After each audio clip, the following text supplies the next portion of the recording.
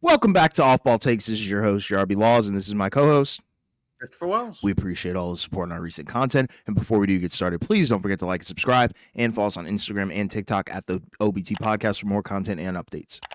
Yes, and again, we are in the spot of the regular season now where we have only a couple weeks left, pretty much until the end of the regular season, and strange things keep happening, right? Where, as we've talked about before, you got some of the top teams, right, kind of hunkering down and getting ready for the playoffs, right? Where some of these guys are kind of in and out of the lineup, right? Like, say, with the Celtics, even Oklahoma City, right? Where multiple games where they're sick guys and don't play all of them because they're making sure that these guys get healthy and well rested before the playoffs begin. Then you have these other teams, right, that we talked about, like the teams that are kind of in the middle of the pack that are trying to win as many games as they can in order to move up in the standings, as we've seen, right? Because all the teams in the lower spot of the play-in in the Western Conference, right, they're all basically 8-2 in their last 10, with the exception of the Kings, right, and then the Suns, who have now won 3 in a row. Then you have these horrible teams, right, where they're just completely tanking the season away, right? They'll have games where it's a competitive game for 3 quarters, then in the fourth they sit guys, throw the game away. Then you have a shout out to some of these other teams, like say the Portland Trailblazers, right, where they actually will be competitive, and on a random night in March, they'll come in and just blow a team out of the water, right? Like we saw that with them. We've seen that with teams like the Bulls, right, and other teams, in that sphere. But in regards to what we're seeing, right, I guess we'll kind of look at some of these teams in a couple of these conferences. We'll look at the Memphis Grizzlies because they've now lost 3 in a row, and they're now dangerously close to falling into the play-in, right? They're only 2 games ahead of the Warriors in terms of the loss column, with Golden State, I believe, having the tiebreaker. I think they play one more time, so we'll see if that holds up. And they also just lost Brandon Clark, right, their backup center, to a high grade PCL strain, right, in the knee for the remainder of the season. So his season is done, and that's a big deal because he was a guy that helped the Grizzlies the last time they made the playoffs, right? And then he tore his Achilles, right? He tore his Achilles, missed the rest of the season, couldn't play for them in the playoffs, and he's been a key guy because he's an undersized big, but he does allow them to play these small ball lineups while still having a guy that can kind of play physical and play on the inside with some level of athleticism. But this is now another season where he's had a serious injury, where he's going to be out, and it stinks for Memphis, right? Because, when you look at the other bigs after him, right? Obviously, Zach Edey's been the starting center, and he's been fine, right? But there are certain matchups and certain nights where you can kind of see that it doesn't really work all that great. And then after that, right, then you're kind of up to Jaren Jackson Jr. minutes at the center sometimes. Then I guess you'd also have Jay Huff, right, who played early in the season and then stopped playing, right, because Brandon Clark came back and they were comfortable with that. So now, not that they're completely in a horrible spot, but it's rough. And then obviously Ja's been hurt, right? So he's had the hamstring injury where he's been out for the last few games. And a team that not that long ago, right, was the second seed. Now at this point, they're closer to the play-in because Houston, they just lost right before we got on, right? Had won 9 in a row, and they just lost to Denver, who was without Jokic. But still, at the same time, you'd rather be there than where Memphis is, right? And you're still having the Ja issue where it just seems like he just has not been able to stay healthy for long stretches this season. And we talked about that, right? Where the stretch where Jaren Jackson Jr. was out, initially they were fine because, Ja was back to playing like himself. Then now he's been out, and they just don't really have, now the defense for Memphis has not been as good in a lot of these games. And I don't know. It's tough because they've had now 3 straight seasons essentially where, a key guy was lost due to injury. I mean, last year everybody was lost due to injury, right? But this year you would have thought that since they had statistically the most injured team in NBA history, you would have hoped for at least maybe some positive regression to the mean where maybe you get a season where most of their guys stay healthy almost the whole way. But that has not happened. And again, John Morant being hurt, that's one of the tough ones because they need him to be at peak form if they want any real chance of winning a playoff series. I think it's going to be tough for them to win a series where he's not, one of the two best players on the floor. Yeah, 100%. I look at their woes as, like you said, the injuries for sure, but it's also, like you said, it's that weird time, in the league where if you look at the 3 games that they did lose, it's kind of a interesting Mhm. mesh of 3 different teams. They lost to the Clippers, which is like a team where they have something to prove, and they Yep. also have momentum as well. And I think there's nothing worse than being hurt and being on the wrong side of momentum. So that's for sure like something to watch. And then like when they lost to Portland, that's one of those teams where you said, you know, they're also kind of looking to prove something as well, and they're one of those young teams that will probably take a leap next year, given the trajectory of a lot of their younger guys. So it's kind of reps for those guys. So and then with Sacramento, I don't even really know what to say about them. They're kind of just that's just really battle of mid, I guess. When Memphis isn't healthy, they're a mid team clearly because they're on a 3 game losing streak.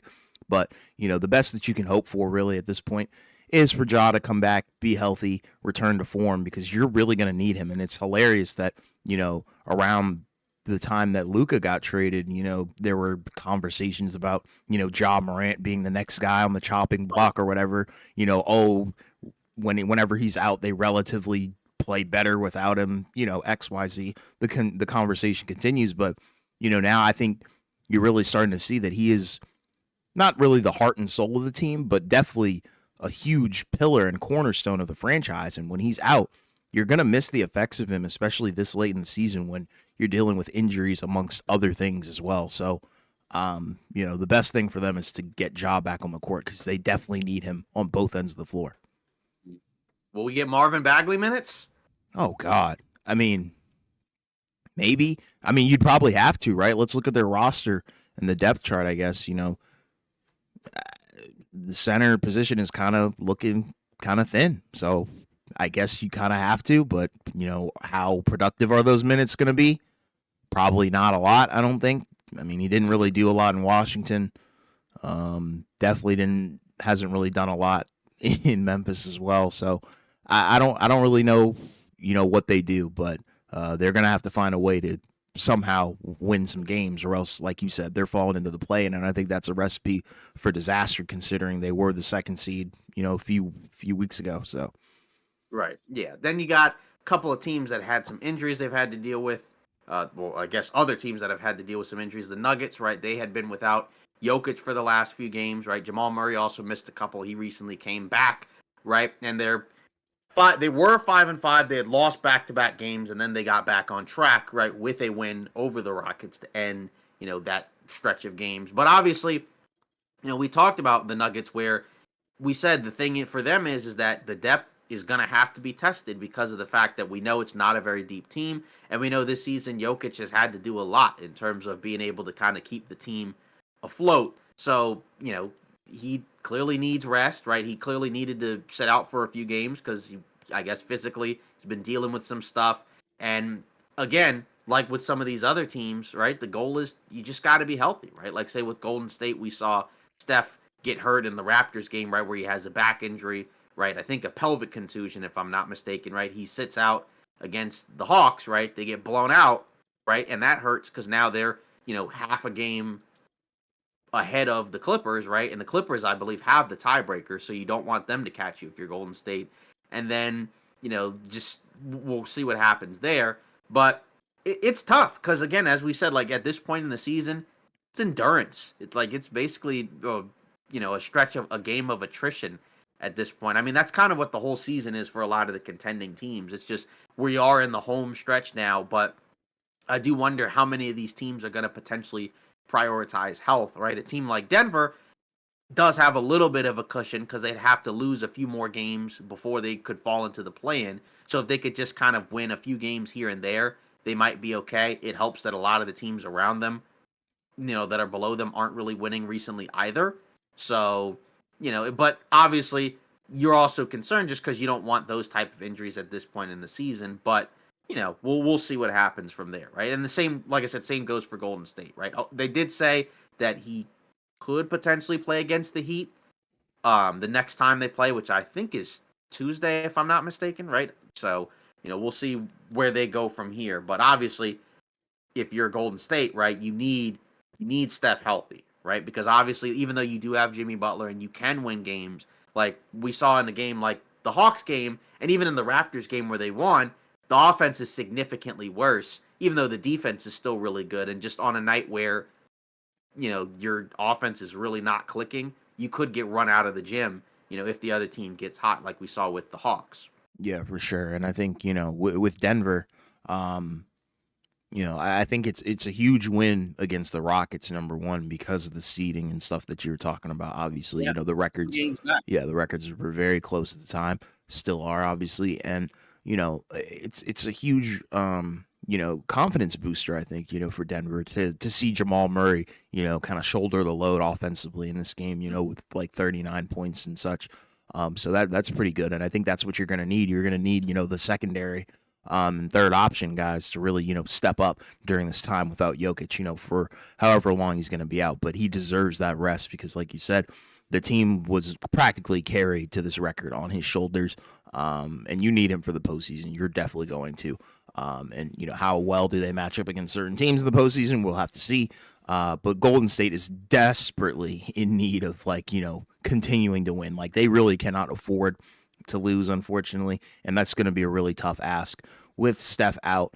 I guess you do have Jimmy Butler there, which is part of the reason why he was brought in there was to relieve that pressure and kind of sub in for being that number one option when Steph is out or something like that. But is it going to be enough? Because I think collectively the Clippers have so much momentum on them. Considering that Harden is balling out in the last 10, Kawhi is looking pretty good.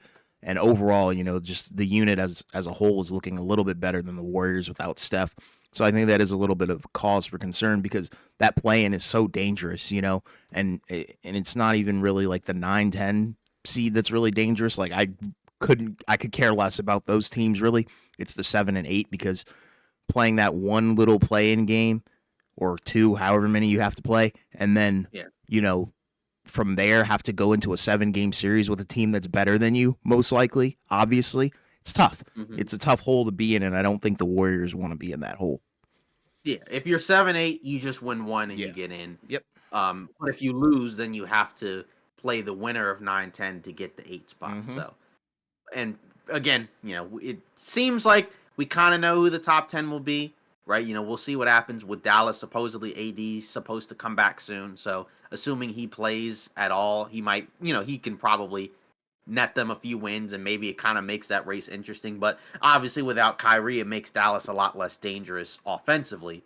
Even if when you have AD out there, who's still one of the top 10 players in the league. So Yes. Yeah. we'll see. But either way, yeah, the race is shaping up to be quite a competitive one, which honestly that's been the case the last several years, right? Where like every year for the last 3 seasons, I think, since we've been doing this, right? It comes down to literally the last 15 games where all of a sudden we're kind of like checking and seeing like, oh, this team is done because they just lost 2 games that they shouldn't have lost, Sure. and then they end up being just fine, and then a team that does do really good, then they lose a few other games and then they're in a rough spot. Like, I mean, I remember the first year we did this, right? It was that 2022 season where it was like the Lakers needed a couple teams to lose some games, like they had just lost some tough games, but then like the Wolves ended up losing a game to Portland where like nobody played, right? And it was like a game that like nobody saw coming. I think they were super heavy favorites going in, stuff like that, right? Or even like last year you had like the Suns stealing a win against the Kings, if I'm not mistaken, Mm-hmm. right? You had New Orleans just coming in and just sniping in and taking a game away from Golden State, stuff like that. So there is some fun to be had, but there's also just a high level of just, if you're one of these other teams that's looking to try to win as many games as you can, you got to watch out for these middle of the road teams because I mentioned Atlanta and then another team in the Chicago Bulls, right? Where, they are 7-3 in their last 10. We don't have to talk about the Bulls like specifically, but just like a night, right? Like say the Lakers, right? Like they got all their guys back. They're playing the Bulls, right? Which you'd think would be, a relatively not easy win, but like a game where like you expect them to win. Mm-hmm. And then they don't. And not only do they lose, they get destroyed. The first half is competitive, but really only because Luka has a 30-point first half. right? But then as the game goes on, then the Bulls just continue to just run them out of the gym.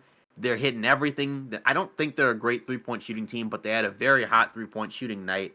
And, it's the worst game that we've seen the Lakers play when fully healthy since this trade, right? Because they had a long stretch where they were winning a lot of games, and now they've started to slip 4-6 in their last 10. In fairness, they had a handful of games here and there where they sat everybody, right? Like they sat everybody in one of those Nuggets games. They sat everybody in that Milwaukee game, right, where Bronny, I think, led them in scoring. Shout out to him. Mm-hmm. But just obviously, just as a whole, right, that's why we talk about this Western Conference playoff race, right? Because, while a team like Houston, is in this spot where they had been winning a bunch of games, like you said, because then they lose to Denver, they're still only one game ahead of them, and they're still going to have to play some of these other teams the rest of the way. Like, I believe Houston will have to play the Lakers twice.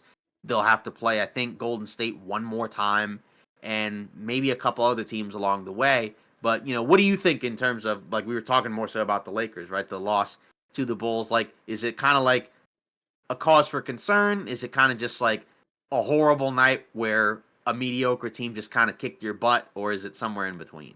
I really think it's more so of a, mediocre bad team kind of just wakes up and, just decides to, you know, uh, ball out one of those days. I feel like that's kind of more of the likely. Because I mean, overall, I think, when fully healthy, the Lakers are, a solid squad. Like I don't really have a ton of concerns regular season wise, for what this squad, can do. But like if you look at like the Bulls, I mean they came off of a win against Sacramento. Like they're a competitive team. Like it's not like exactly. So it's like they're not a like team that'll just kind of roll over and let you just destroy them every night. They lose a lot, obviously, but they lose competitively, if that makes any sense. So Right. Yeah. I mean, like look at the box score, and there's a lot of guys on this team that have a lot to prove. There's a lot of youth on it as well, like Mataz Buzelis, having a solid night or a very good night, excuse me. Kobe White, like I don't know. I just feel like personnel wise, the Lakers probably weren't even really prepared for this game. If you want me to be honest, Yeah. I don't know. It just seemed like they kind of got caught a little off guard. Defensively, I did not like a lot that I saw from the Lakers. But Right. I mean, what can you really expect when the Chicago Bulls drop 146 points on you? Like, but overall defensively, I really did not like Yeah. certain things. Like, but I mean, it's kind of just stuff that you already expected and you already knew that the team was going to have issues with. Like Luka's defense is not a new issue. Like this has been an issue since he was in Dallas. Part of the reason that they apparently traded him, which still makes no sense, but like like I'll never get that highlight out of my head where Mataz just kind of cooks him straight up. Right. But I don't want to dwell on that too much. But I think the Lakers are fine. They just need to Yeah. get a And little bit back LeBron. on track, excuse me. But Mhm. it's just and I already know what you were gonna say. Braun's first game back. You can't expect flawlessness, from the team every night. It's not a perfect team. There's no such thing as a Yeah. perfect team.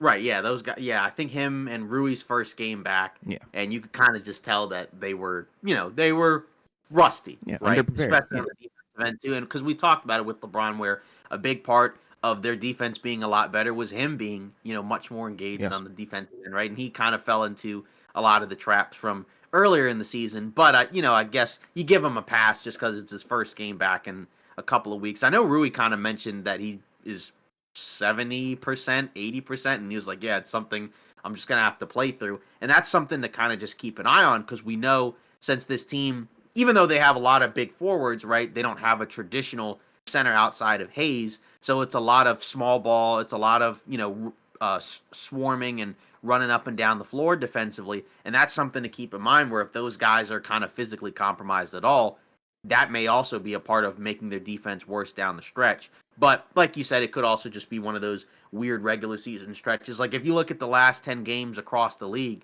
in terms of some of these numbers, right, in advanced stats, like the Spurs are sixth in offensive rating in the last 10 games. right. Are they the number six offensive team in the league? No, I guess for 10 games, but not like for the entire season, right. right? 7 is like the Atlanta Hawks. 4th is the Phoenix Suns, right? So like and the Bulls are 9th. So just a lot of weird results over the last, few weeks, which is funny enough, that's the type of stuff that happens over the course of, an NBC. Like the Knicks are like third in defensive rating in the last 10 games, even though they're 4-10 in the last 10 games because their offense has been atrocious without Jalen Brunson. So it's just kind of how it goes at this point of the season, and it's a weird thing going on. But either way, yeah. And I think we just got something from Mark Stein that said that the Tuesday or Thursday against either the Knicks or the Magic, respectively, is when they expect AD to probably come back. So, I guess what are we looking for, I guess, for the Mavs at this point in the season, assuming that AD comes back, maybe Gafford comes back a couple weeks after that, maybe Lively comes back, who knows? Like, do we expect, like, if just AD comes back, is there at least a possibility that they could get out of the play-in and still maybe, I don't know, cause some problems in a first round matchup? Or is it kind of just like, what are we doing here? It's just kind of pointless. I mean, if AD stays healthy, I think the ceiling and the floor of the team goes up dramatically, for sure. And I think, people do oftentimes forget when healthy, the guy is a freaking monster, top 15 player. And I think that's something that they can probably figure out and finesse a way to probably get into the first round. Like it wouldn't surprise me if they do come out of the play-in victorious, because that's really kind of a luck of the draw kind of thing. And it's similar to a March Madness tournament setting versus a 7-game series. Do I think they get out of the first round? No. No. Yeah, realistically, no. Would I want them to go and aspire, for playing? No. I think, you need to just at this point tank, make your assets that are coming up as good as possible. Your draft picks is what I'm really talking about. I think, you need to get, the best draft pick that you possibly can, because you're going to be without Kyrie for a little bit of the season, if not the majority of next season. Who knows, if AD is going to be healthy at the end of this season. So, and you've got a ton of other guys that are out as well. Like, so what do you do in the offseason? I think their focus should really be looking at the offseason more so than the play-in. You know what I mean? Sure, yeah, and again, like you said, even if you get out of the play-in, if you're in the 9-10 spot, the best you can hope for is 8. And if you're 8, you're playing OKC. And I just think you're not beating OKC No. unless they're at full strength, and they're not, right? And even if they were, it'd be a tough ask anyways. They'd have a lot of size, which could counter, but I just don't think offensively they would be able to hold on because, Kyrie is, their best perimeter player, right? Like AD obviously would be their best player, but Kyrie's the main perimeter guy. And, as well as some of these guys have kind of been able to hang on, like maybe a Spencer Dinwiddie, I just don't think that's a tall task to kind of ask him to be able to replicate that Mm-hmm. in a 7-game series. But again, it's like even though they're 2-8 in their last 10, they're still mathematically right there. Yeah. So it's like I also understand why, and like it could just be like a thing like AD wants to play.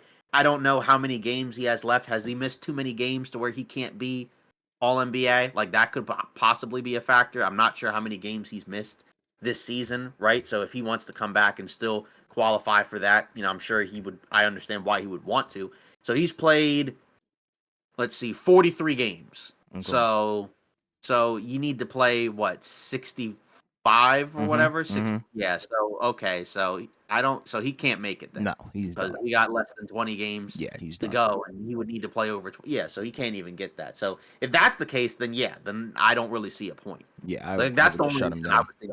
Yeah, so I mean, but again, may not be able to force him to shut down. Just hopefully if he comes back and plays, he'll be fine. Doesn't get hurt. Maybe he showcases himself for another team. Who knows? But it is funny because mathematically they're not really out of it. Yeah. Yeah. What do you make of the Phoenix Suns, by the way, who are 6-4 in their last 10? They've won 3 in a row, including a couple of wins against some good teams, right? Like they got a big blowout win over the Cavs, right, who had lost 4 in a row before picking up a win back up against the Utah Jazz, right? I mean, better late than never, but I guess at the same time, kind of rough because it feels like some of the stuff that they've been doing, right? Where now a guy like Osa Iguodaro, he started at center and played like 45 minutes. Ryan Dunn, I think, is back in the starting five, right? And then Colin Gillespie, I guess, is now the starting point guard, right? Cody Martin's back, he's playing, I guess. And it just feels like it would have been nice if maybe some of this stuff was done earlier in the season. And it's like, I don't even know how much I can take away from it, given what we've just talked about in terms of March in the NBA. But, what do you think of this? Like, does this, if they can maybe end on a decent note, does it at least give you some level of hope that maybe they can keep these guys and then kind of work something out, or does it not matter? You just don't care? No, it does not matter. It's over.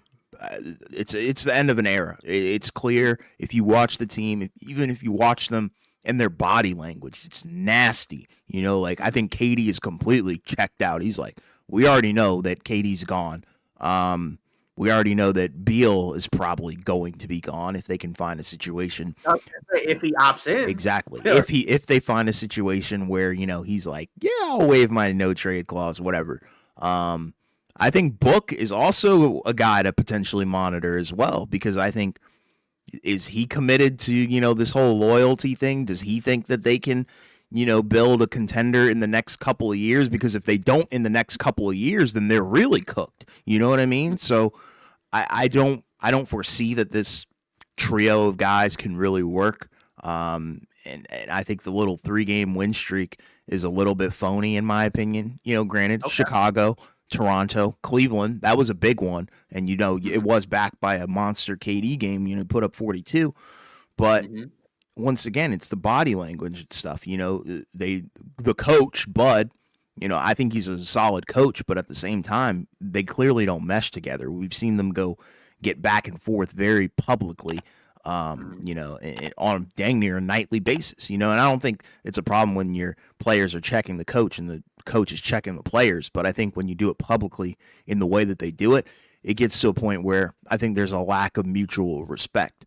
And yeah, I just don't really see a way where they can really make it work. I think people who do are potentially delusional, like the owner, governor, whatever. I just don't think there's a way. You can't. There's not enough ball to go around, if that makes sense. If you really want to have these guys ideal, play together in the starting lineup, like you would need some sort of insane overhaul that's not realistically going to be able to be done in 1 or 2 years, And I think the problem is, it's not even Beal, it's his freaking contract, man. It hinders the team to the point where I think Beal could be a great third option if he was on an affordable contract, but he's not. That's the problem. He's one of the higher paid, if not the highest paid. And that's the problem, because then you have nothing to go and, grab somebody else that's, of better value in terms of. That's why Colin Gillespie is even playing exactly, to begin with. And Beal's not. Yeah, because you don't have much of a choice. Exactly. Because you can't sign guys to more than minimum contracts with the roster construction the way that it is. Yeah, like look at the penalties that they've incurred. Being one of those, apron teams, second apron teams, I think is what they are. Like if you look at the roster outside of KD, Beal, and Book, and maybe the rookies, I guess, it's bad. It doesn't really make sense. They're not deep. They don't have an identity either on both ends of the floor, and that's the hilarious part. You would think that they're, one of the better offensive teams, but they're really not. They're just so middle of the pack everywhere and so inconsistent that I think you just have to dismantle this. You have to blow it up. Either blow it up softly and, maybe just rebuild around Book potentially in the next couple of years, but how enthusiastic is he going to be about that? I don't know. But I think you've got to find a way to get KD and Beal off the team, because, and that opens up a whole nother can of worms too, because then you're just automatically taking the L, because you're not gonna incur, the kind of assets that you gave up to get a guy like KD. You're not getting that value back, especially at his age, the contract, especially where he goes. Like, you're gonna get back diminishing returns, and that's gonna really suck too, because that's probably going to not necessarily impede your potential rebuild with Book, but it's going to slow it down dramatically. And then the Beal thing could be 10 times worse in terms of your returns, depending on where he goes, you know? So Right. I don't really think there's a possibility that they do anything in the play-in, honestly. Well, I mean, they could win and get out of the play-in and be an 8th seed, but do I think they could take, Oklahoma City in a 7-game series? Absolutely not. They're too No. dysfunctional. What would even be the point of that, you know? Right. Yeah. Yeah. Exactly. They're playing, and like you said, they are playing better. But then it also is like, see, this is why you shouldn't have done what you did, right? Because like you see, like you said, all the games that they've won recently have come without Bradley Beal. Even Grayson Allen's been out of these games, and it's not like these, like you said, that those guys are bad. But Grayson Allen, now he's on a bigger contract now, and he just doesn't seem as valuable as he was Yep. a year ago, right? And then Beal, in terms of his value, has probably never been lower. And like you said, it's not that he stinks, but it's more so just that he makes way too much money given what he can do for your basketball team, and he's never healthy. And it doesn't help that he has a no trade clause. So even if you wanted to get rid of him, you really can't. Or if you try to, right, it can only be on his terms. It's not a scenario where, you can just send him to NBA Siberia, for stuff and, seconds or whatever. Like, you can't really do that. Yeah. Because, why would any team want to do that necessarily? Unless he was like maybe in the last year of his deal and they were just okay with like, yeah, we'll take on a 50 something $million, expiring contract, which we haven't seen as much recently, right? Mm-mm. Like, like say Ben Simmons got bought out because why would a team, any team trade for a contract like that? So, Yeah. we're just at that point, and yeah, it's just a constant reminder of sometimes these moves aren't the right moves to make. But again, you go back and it was like Chris Paul for Bradley Beal, right? And Chris Paul looked like he was kind of no longer really able to be a consistent starting level point guard.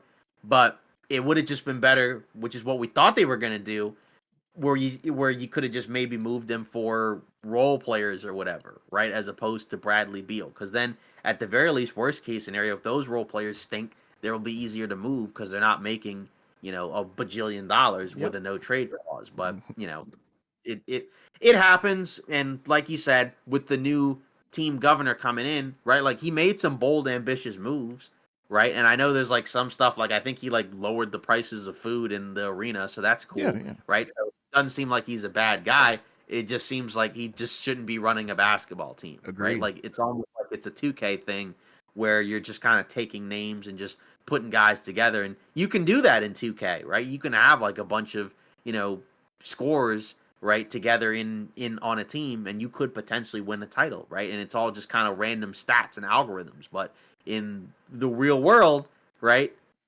that stuff doesn't always work, which we had already seen. We already knew last year that it didn't work, but it's rough because we did think they would be better. Like we thought they improved, right? We liked a lot of what they did in the summer, but outside of the first 10 games, right, it just hasn't worked. And like you said, like the big three, pretty much a failure, and pretty much you kind of have to hope that there's a way out, but the way out may end up having to be moving on from Durant, and you might just be stuck with Beal. So Yep. that's kind of, I mean, I'm sure they'll try to move him, but will they be able to? I mean, they couldn't this. I mean, they couldn't this trade deadline, right? They were trying to get Jimmy Butler, and it didn't work. And then they were this close to getting Jimmy Butler, but moving KD, and then he said It's no because he didn't crazy. want to go to State. So It's crazy, man. What a yeah, just debacle. right. Yeah, exactly. Just kind of funny how these type of things go over the course of the season. I guess just a couple quick things. Are there any other, kind of things that you're, kind of trying to shout out in terms of what you've seen this last couple of days since the last time we got on? Shout out to all the teams that were officially eliminated from contention. Shout out to Charlotte. Shout out to Washington. Shout out to New Orleans. Shout out to Utah as well. Yeah. The race for Cooper Flag continues. I don't know who's going to, potentially get that number one pick, but I mean, to put a bow on their seasons, they stunk. Obviously, they're eliminated for a reason. Yeah, that's pretty much all I really have to say in terms of those teams. But I mean, in terms of the Eastern and Western Conference for the playoffs, I think that's kind of still the exciting part where Right. the hodgepodge in the West is for sure taking the cake in terms of the majority of conversations that I think we're seeing in the basketball community, the NBA community. Everybody's like, "Well, the Western Conference is so all over the place." Yeah, it is because one loss for one team can equal a jump in what 3 spots for another. Yeah. It's ridiculous, and I think that's the beauty of this part of the season. Yeah, it might get a little redundant and repetitive, talking about the same 6 teams in the Western Conference, but at the same time that's how crazy this stuff really can get. And if you're on a win streak, you have to treasure that. I think very very dearly because I think no win streak is safe for sure, especially during this time of the month. You already talked about it. You've got Yep. crazy teams that are just kind of out there starving for a win, and they might get it against your team, and you might be, the number 2 seed like Houston. So, they just got their streak ended. So I think that's the beauty of this entire part of the season. And then, it's not really the same thing in the Eastern Conference. There's not really a whole lot of seeding changes. It's more so,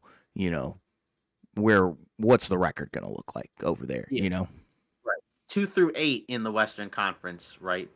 Have the 2 seed has 26 losses, the 8 seed has 31 losses. It's a 5 game difference. So, like you said, any 6 out of 8, 7 out of 9, 8 out of 10 stretch, Oh right, yeah. can be all the difference, right? Where, like you said, and then like you said, you lose a couple games and you lose ground, right? Like the Yep. Lakers the other day were the 3 seed with a chance to, kind of maybe not keep it, but like to have like an edge on the 3 seed. And then a loss to the Bulls sets them back big time, coupled with a Denver win. And now the Lakers are pushed down into 4, right? Where they do have the tiebreaker against the Nuggets and they do have the same amount of losses, but they're going to have to start catching up in terms of wins, right? And then, for the Rockets, like they're going to have to win some of these games against these teams that they'll be directly playing against, or else they're going to drop from the 2 spot, as we already talked about, right? So, we'll see where this goes, but the race continues. And like you said, in the East, it's different because really the only teams that are super close to each other is 4 through 6,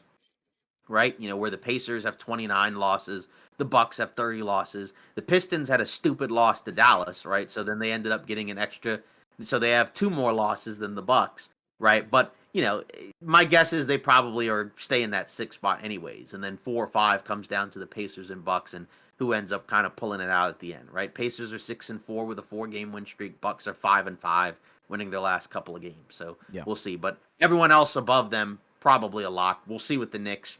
Brunson, I think, is still out for at least another week. Yep. Yeah. So, well, I guess we're getting close to the end of the episode. I guess before we wrap it up, right? I guess we can address a couple of the comments, right, from actually our last regular episode, not from the short.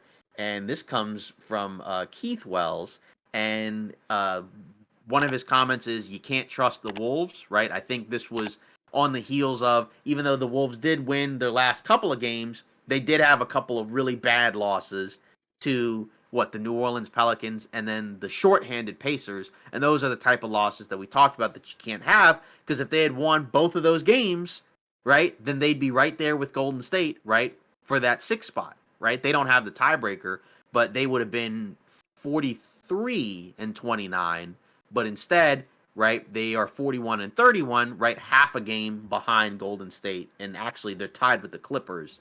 Although I thought, yeah, the Clippers have one less loss. They're playing OKC as we speak, right? So if they lose, I think they drop below Minnesota, because I think Minnesota has the head-to-head tiebreaker, right? And then he also left another comment that basically mentioned, he said he thinks the Clippers are done. I agree with your Clipper take. And I think, obviously, we acknowledge the Clippers winning. I think it's what we talked about was the idea of, do we actually trust them come playoff time? And the issue is, it's just hard to bank on a guy who's just not consistently healthy and hasn't been able to play a full season in a very long time.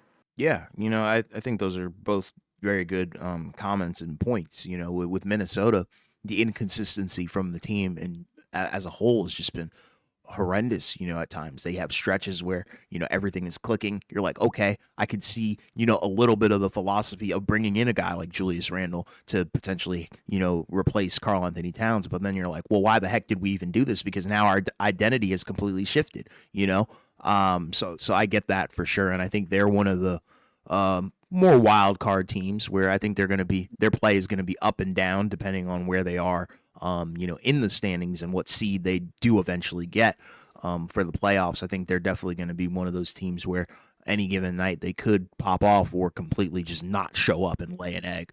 And then I believe the second comment was about the Clippers. Yeah, I mean, kind of like how we talked about in the short, like, yeah, you do have to, tip your hat to, the play, especially at the top end of the roster, which I think was somewhat lacking, for parts of the season. Harden being on this pretty good streak where he looks very, very viable as a second option. And then Kawhi, obviously, kind of returning a little bit to form. But playoff time, I'm not really enthusiastic about it because I already know what Harden looks like in the playoffs. We already know that play is probably going to taper off. Is Kawhi even going to be available for a 7-game series? I think that's going to be the key issue because I think as long as he's relatively healthy, yeah, they're poised to be one of those spoiler teams because I think they could take any team probably to like a 7-game series, with Kawhi and what he brings on both ends of the floor. But if he's not there, then no shot. Right, and again, like we have mentioned several times, especially in the West, it's all about matchups. Like the reality is, like any of these teams on any given night are more than capable of beating some of these teams, but some of them it's gonna be more likely than others because of how they match up. Like we've seen the Wolves match up really well against Denver this season. Do we trust that they're gonna win in a 7-game series against the Nuggets? Maybe not, but there's at least a blueprint where you can definitely see it. You could definitely see it happening if they were to meet in the playoffs, right? Whereas, maybe if it's like Golden State and the Nuggets, right, that may be a tougher ask for Golden State. Again, not impossible. They could do it, but it might be tougher because I think there's a matchup problem there in terms of size. And, even though Golden State's been playing great since the Jimmy Butler trade, you can just see it, right? Where there's still like a really small team and a team like Denver that's got a lot of athletic physical size is going to be a problem. It's just, again, for Denver, if they go against a team that's got, some shifty athletic guards, that might be a real problem because they just don't really have anybody capable of guarding those type of players, right? Like Oh look yeah, at what Ant-Man has done against this team and some other ones. yeah. Well, that's pretty much it for today's episode of Off Ball Takes. Again, let us know your thoughts in the comments about all these teams and all the injuries that we've seen, and hopefully some of these teams can get back into form as the playoffs start to come into form, and we see these teams trying to make a case that they can possibly contend for the NBA title. Right? We know that there's 3 teams that seem like pretty significant favorites over the rest, but there's always a wild card. There's always a team that kind of comes in and just ruins the whole bracket for everyone. We know it, right? You've seen it in college. It can happen in the NBA. And, let us know your thoughts about some of these other teams like the Clippers, right? Or, even the Suns. Do you think there's a possible way for them to maybe, end this season on a not as terrible note, right? Let us know. And again, if you leave a comment, we'll read it at the end of the episode. And also continue to like and subscribe to help our channel grow and to help share these videos. We appreciate all the support. See you in the next episode.